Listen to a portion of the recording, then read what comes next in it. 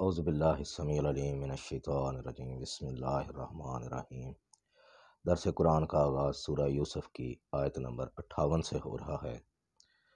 وَجَاءَ إِخْوَةُ يُوسُفَ فَدَخَلُوا عَلَيْهِ، اور یوسف علیہ السلام کے بھائی ان کے پاس آئے اور ان کے دربار میں داخل ہوئے۔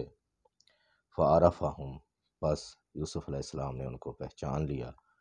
وَهُمْ لَهُ مُنْكِرُونَ، اور وہ یوسف علیہ السلام کو نہ پہچان سکے۔ وَلَمَّا جَهَّزَهُمْ بِجَهَازِهِمْ،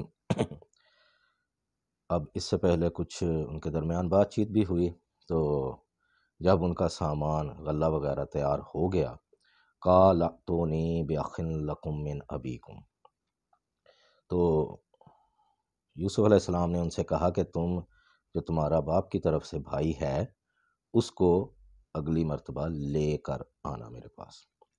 الا ترون انی اوفی الکیل، کیا تم نہیں دیکھتے کہ میں پورا پورا ماپ دینے والا ہوں۔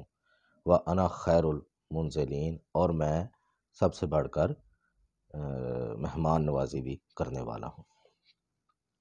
فإن لم تأتونی بہ، بس اگر تم اس کو میرے پاس نہ لے کر آئے، فلا کیل لکم عندی، تو میرے پاس تمہیں غلہ بھی نہیں ملے گا، ولا تقربون، اور نہ ہی اتنی قدر و منزلت۔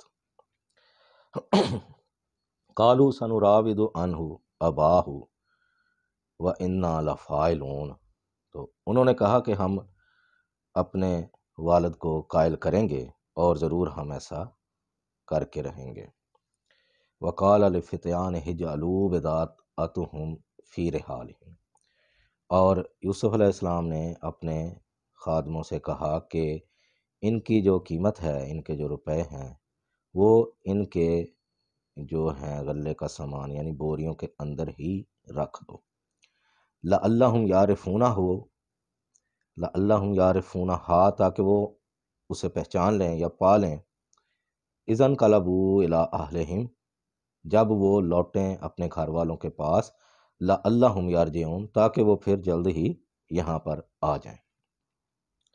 یعنی غلہ بھی دے دیا یوسف علیہ السلام نے، اور ان کی جو قیمت تھی وہ بھی ان کو واپس کر دی۔ فلما رجعوا الی ابیہم، بس جب وہ لوٹے اپنے والد کے پاس، قالوا، تو کہنے لگے، یا ابانا منع منا الکیل، کہ اے ابا جان، ہم پر غلے کی پابندی لگا دی گئی ہے۔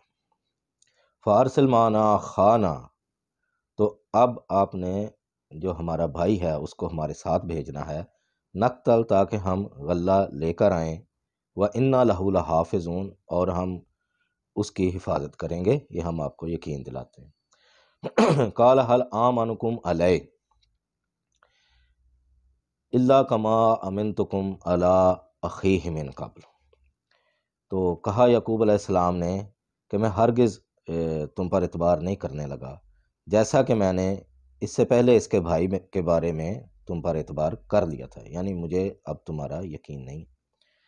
فاللہ خیر حافظ، بس پھر بھی اللہ جو ہے وہ بہتر حفاظت کرنے والا ہے۔ وہو ارحم الراحمین، اور وہ سب سے بڑھ کر رحم کرنے والا ہے۔ ولما فتحوا متاعہم، جب انہوں نے غلے کی بوریاں کھولیں، وجدوا بضاعتہم ردت علیہم، تو انہوں نے کیا دیکھا کہ ان کی جو قیمت ہے ان کی غلے کی، وہ ان کو واپس دے دی گئی ہے۔ قالوا یا ابانا ما نبغی، تو کہنے لگے، اے ہمارے ابا جان، اور ہمیں کیا چاہیے۔ ھذہ بضاعتنا ردت الینا، یہ دیکھیں ہماری قیمت، ہمارے روپے جو ہمیں واپس کر دی گئی ہے۔ ونمیر اہلنا، اور ہم اپنے گھر والوں کے لیے، خاندان والوں کے لیے غلہ لے کر آئیں گے۔ ونحفظ اخانا، اور ہم اپنے بھائی کی جو حفاظت کریں گے۔ ونزداد کیل بعیر، اور اس دفعہ ایک اونٹ غلے کا زیادہ لے کر آئیں گے۔ ذالک کیل یسیر، کیونکہ جو اب ہم غلہ لے کر آئے ہیں وہ تھوڑا ہے۔ قال لن ارسلہ معکم، تو یعقوب علیہ السلام نے کہا کہ میں ہرگز اسے تمہارے ساتھ نہیں بھیجوں گا، حتیٰ توتون موثقا من اللہ، یہاں تک کہ تم مجھے اس کے بارے میں حلف نہ دو، یعنی اللہ کی قسم نہ دو، لَتَأْتُنَّنِي بِهِ، کہ تم ضرور اسے میرے پاس واپس لے کر آؤ گے، إِلَّا أَن يُحَاطَ بِكُمْ، مگر یہ کہ تم پر کوئی آفت یا مصیبت آ پڑے، یعنی کہ تمہارا جو ہے ذہن وہ اس میں کوئی بددیانتی نہ ہو، لیکن تم یہ وعدہ کرو اللہ کو حاضر ناظر جان کر کے تم اسے میرے پاس ضرور لے کر آؤ گے۔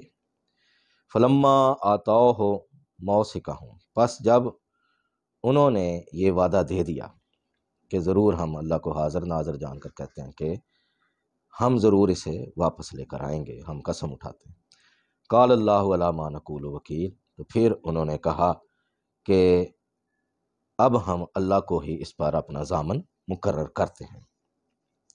وقال یا بنیہ، اور یعقوب علیہ السلام نے انہیں نصیحت کی، لا تدخلوا من باب واحد، کہ تم ایک ہی دروازے سے داخل نہ ہونا، وادخلوا من ابواب متفرقہ، اور علیحدہ علیحدہ دروازوں کے ساتھ داخل ہو جانا، وما اغنی عنکم من اللہ من شیء، اور اللہ کے ہاں میں جو ہے تمہارا کوئی فائدہ نہیں کر سکتا، یعنی کہ اگر ایک طرف اللہ کا حکم ہے تو اس پر میں رکاوٹ نہیں ڈال سکتا، کوئی مداخلت نہیں کر سکتا۔ ان الحکم الا للہ، حکم جو ہے بہرحال اللہ کا ہی غالب ہے، علیہ توکل، تو میں اسی پر ہی بھروسہ کرتا ہوں، وعلیہ فلیتوکل المتوکلون، اور تمام بھروسہ کرنے والوں کو صرف اللہ ہی پر بھروسہ رکھنا چاہیے۔ ولما داخلوا من حیث امرہم ابوہم، اور جب وہ داخل ہوئے جہاں سے انہیں ان کے باپ نے نصیحت کی تھی، ما کان یغنی عنہم من اللہ من شیء، تو اللہ کے مقابلے میں وہ ان کی کچھ بھی یعنی کہ اس کا فائدہ نہیں ہو سکتا تھا، الا حاجۃ فی نفس یعقوب قضاها، مگر یعقوب علیہ السلام کے ایک دل کی خواہش تھی جو پوری کر دی انہوں نے، وَإِنَّهُ لَذُو عِلْمٍ لِمَا عَلَّمْنَاهُ، اور بے شک جو ہم نے اسے علم دیا وہ صاحب علم تھے، ولیکن اکثر الناس لا یعلمون، لیکن لوگوں کی اکثریت نہیں جانتی، یعنی کوئی خاص علم اللہ تعالیٰ نے یعقوب علیہ السلام کو عطا کیا تھا اور انہیں یہ معلوم تھا کہ کچھ نہ کچھ گڑبڑ ہو جانی ہے، لیکن ایک طرف اللہ کی طرف سے انہیں تسلی بھی تھی اور ان کو بھی اللہ پر یقین تھا کہ اللہ تعالیٰ معاملات سنوار دے گا۔ تو یہ ہر رکوع جیسے جیسے ہم آگے بڑھتے ہیں، یہ سورہ یوسف کی آیات میں سبق ہے، حکمت ہے یہ، اور اس میں عبرت بھی ہے۔ لوگ کہتے ہیں کہ جی یہ نظر کی وجہ سے یعقوب علیہ السلام نے اپنے بیٹوں کو ایسی نصیحت کی تھی، لیکن آپ دیکھ لیں کہ اس کے باوجود بھی اگلی آیات میں پڑھیں گے کہ ان کا بھائی ادھر پھنس گیا۔ تو یہ قرآن ہمیں جو ہے وہ سیدھی راہ دکھاتا ہے، یہ ہر صفحے پر ہمیں نصیحت کرتا ہے، اس کو پڑھنا باعث رحمت ہے، اس میں شفا ہے، تو یہ ضروری ہے کہ ہم اس کا علم حاصل کریں، اس کو سمجھیں، تاکہ ہمیں پتہ چلے کہ اللہ تعالیٰ نے ہمیں دنیا میں بھیجا ہے تو اس کے ساتھ ہماری ہدایت کے لیے کیا اس نے نصیحتیں کی ہیں۔ اللہ سے دعا ہے ہمیں اسے پڑھنے کی اور اسے لوگوں تک پہنچانے کی ہمت اور توفیق عطا فرمائے۔